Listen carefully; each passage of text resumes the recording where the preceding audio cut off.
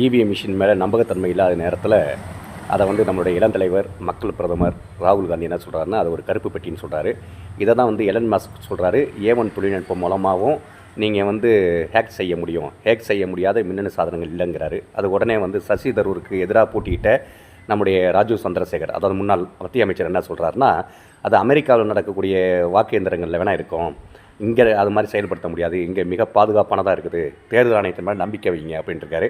ஒன்று தெரிஞ்சுக்கங்க சந்திரசேகர் சார், அங்கே அமெரிக்காவில் வந்து பார்த்திங்கன்னா வாக்கு சீட்டு தான், அங்கே வாக்கு எந்திரங்கள் இல்லை, புரியுதுங்களா? இதை ஜப்பான் தயார் பண்ணக்கூடிய இவிஎம் மிஷின் மென்பொருள் கொடுக்கக்கூடிய சாஃப்ட்வேர்லாம் அவங்களே சொல்கிறாங்க, எங்கள் நாட்டில் இவிஎம் வச்சு நாங்கள் நடத்த மாட்டோம், அதில் ஹேக் பண்ணலாம் அப்படின்னு சொல்லிட்டாங்க.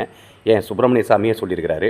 சரி, அப்போ தேர்தல் நேரத்தில் தேர்தலுக்கு முதல் நாள் வந்து ஐஏஎஸ் அதிகாரிகள்லாம் கூப்பிட்டு செய்ய வேண்டிய காரணம் என்ன? மாலை 4 மணிக்கு மேலே நிலவரம் வந்து ரொம்ப ஸ்லோவாக இருந்ததுக்கான காரணம் என்ன? 48 ஓட்டு, 300 ஓட்டு, 500 ஓட்டு, 1000 ஓட்டில் 130